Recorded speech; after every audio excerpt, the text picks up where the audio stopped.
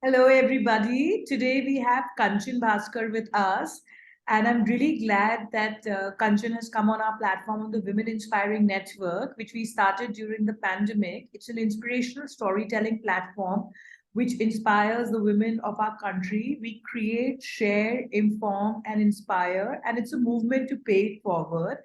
And just to tell you all a bit about Kanchan, she's an Indian American, first time author with a master's degree in social work and a certificate in life coaching.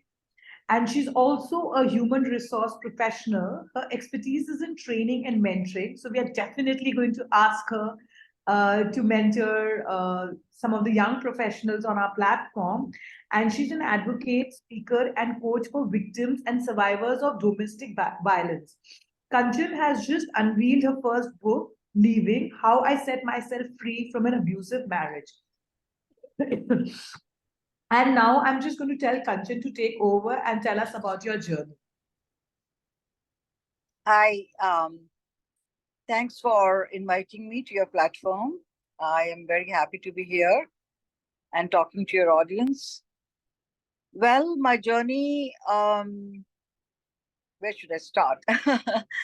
I would rather start from the time that I got married and a little bit before that so that you understand my background from where I came. I was born and brought up in New Delhi, India, and in fact, I grew up in a very progressive environment where my parents were educated, they were working professionals, and the environment at home was very blissful. I would say it was, where we were all together. There was a lot of respect for each other. My father and mother, they cherished each other and loved each other, and that's what I saw growing up. That's what the relationship should be between a married couple and how they can be partners with each other. And that's what I thought that my married relationship would be. I literally grew up between Mills and Boons and, Barbara Cutlands and reading those romantic stories and how young girls, they dream about their marriage and Prince Charming coming one day and picking them up from their feet and literally, swinging them on a horse and taking her into the clouds. So that's what my dreams were too. So when time came for marriage, I uh, found myself in an arranged marriage to a social charmer, very bright young guy who had a very affectionate smile. And I thought that, the it seems that my dreams have come true. But my ex-husband, my husband at the time, he showed his true colors only after the marriage. And the first time he hit me, my life turned upside down. He was a narcissist, alcoholic, and a violent person, a very angry guy. And I was really shocked. I was lost. I was pretty depressed and sad and didn't know what to do. And then after a few days, I thought maybe, I should give him another chance. This could be a very spur of the moment reaction or whatever that was. I did that. And once I did that, it never stopped. Every time he would hit me, I would excuse him, pardon him. He would come and plead and be in my feet and cry and say, excuse me one more time and I'll never do it again and I love you. And that process kept happening. I was blessed with one daughter within 11 months of my marriage, and my twin boys came 3 years later. So it became more and more difficult for me to escape uh, my perpetrator. I was pretty much trapped under his control and his power. And there was nothing that I could do. The law did not protect me. I'm talking about early 1980s. The things are, of course, changing and progressing a little bit more with some laws coming up. But at that time, there were no laws to protect a woman with domestic violence. And the divorce attorneys told me that if I go ahead with divorce, then I may not have custody of all the three children, and that was not acceptable to me. So I had to wait till my children turned 18 and they could go into the court and tell themselves that they are going to choose me and live with me with their mother. So during that time, then it was a long time to for me to travel and in that journey, and I was young. I didn't know like what is to be done, where to go, from where to take the support, who should be able to help me.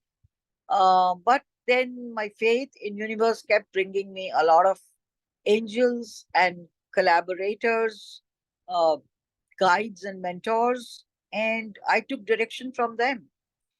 So that direction helped me to plan my strategy to escape safely with my three children and just help them, protect them. And I literally structured a roadmap for my escape. And that's how I escaped. And tell us a bit about your book, how I set myself free from an abusive husband. So, can you sort of elaborate a bit more on the book and when Yeah, I you mean, start writing it? my book is my journey. So what I've narrated to you just now is what is in the book too. And the book not only talks about the tormenting part, but the book is full of hope and desire. It talks about my resilience, how I developed it, and then how I transformed myself from a victim to a survivor, the empowerment that I got, uh, and how the faith in the universe, like I said, the angels came in, and I've talked about them in details in the book. And then towards the end, I think when once I was freed, I escaped. I did not finish my journey there. I then transcended into a spiritual being and wanted to set my soul free because my soul was lost. It was taken away by my perpetrator and I needed my soul back. So I had to step my foot into the journey of, into a spiritual path. And I pretty much, I would say, adapted things like mindfulness and meditation and reading philosophical and spiritual books, etc. And that helped me a lot. So, in a way, I think it was only spiritualism that helped me get out of my hurt. And now I'm living a life all on my own terms in the city of Chicago with my three children, and we're all very well happily settled. So that's the good part of the story. And I wanted to know, how did you develop? Because we are an inspirational storytelling platform, and most recently we did something with Vicky and G20. So I want you to throw some light on how did you develop your self confidence after being abused? If you can throw some light on that. Yeah, absolutely. So I think the first thing that I needed was to become strong physically, mentally, emotionally. And because I had lost myself to the everyday torment, and I was almost a victim, like I said. So I had to come out of that mentality first, and belief in self, developing that belief was very, very important at that stage of my life. So belief in self is one big tool that I used into helping me in my escape. And for that tool, I used some very universal techniques that we all use on a daily basis. Things like self-love, self-care, self-preservation, self-compassion, self-discipline. I mean, that was again very important to commit myself to the freedom and stick to that. And things like rewiring helped me a lot because I was filled with that hurt and injury and wounds in my psyche, and I had to get rid of those. So I think rewiring helped me, and rewiring I did with the help of chanting some mantras everyday basis. so that my hurt was overwritten by some good, happy moods. And then creative visualization was another thing that I used. Sorry.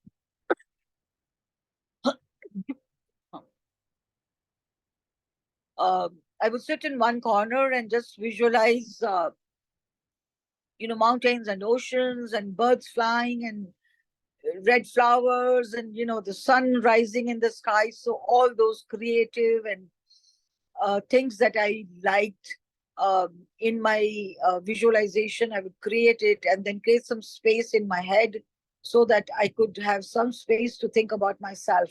So I think those things were really very, very helpful to me to build my resilience, to get my confidence back, and also to have some, emotional and mental space in my head. And what was your journey of self discovery and mindfulness that helped you manifest the book? Would you like to throw some light on that? I know you've talked about it, but like how did you come out of it? What did you practice? Was there a ritual you followed? If you can show some sort of discipline into that, that would be great. Yeah. So, as far as ritual and planning is concerned, that I was doing from day one. I turned around and thought that I have to free myself. So that was the point where I totally committed. And when I say committed, that means I had to develop self discipline of some sort. I had to have some rituals of some sort of, daily basis. I had to do those things. Like even small thing like looking into the mirror every day and saying, I'm the best. That was the ritual I followed initially to develop that confidence in myself and say, okay, fine, now I'm good to go. And as far as spirituality is concerned, I think it was very important for me to get in touch with myself, which I was not. I had lost my identity totally. And what could be better than just, meditating or mindfulness, like I said. And so I had to get into a ritual of every day getting up in the morning and sitting for meditation. I started with 15 minutes and then going to 20 minutes and 30 minutes. And now I can sit for an hour. And it was just focusing. It's nothing more but focusing in the center of my eyes here and, just let the thoughts go by. If they are there, I would not shoo them away. But then slowly and steadily, I actually got rid of those thoughts and I could focus. I could focus on, the mantra that I was chanting, or, like people say that you have to search for a light and, things like that. So, yeah, I had to follow some rituals for doing that. And mindfulness, again, I mean, you have to be in the present. And normally the human mind is that it takes you from the present, it keeps you taking into the past, and it keeps you dreaming into the future. But then you have to every time tell your mind and come back to the present, come back to the now, come back to where I'm sitting and what I'm doing. So, yeah, we have to be disciplined to do those things. And that helped me a lot, in fact. And what's next for you? What's coming up next? Oh my God, there is so much that I can see.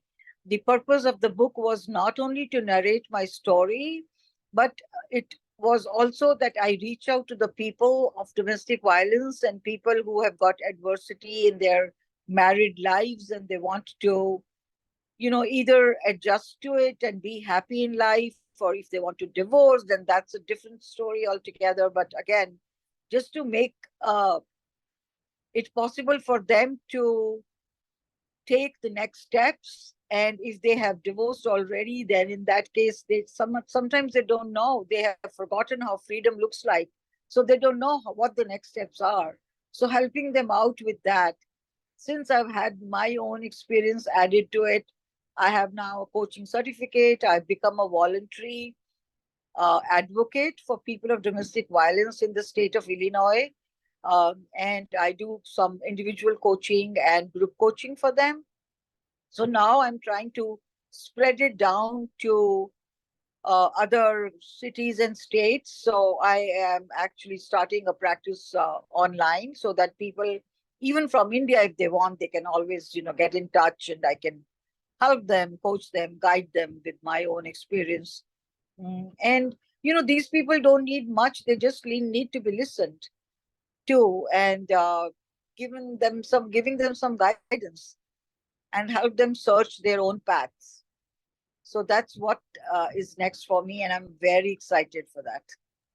And since you know we are an inspirational storytelling platform, we would want you, since we've reached our last question, please give us a winning message for our audience, especially women who have gone through the same, and something to encourage them, to inspire them to move out of their current situation. We'd love to hear your last thoughts.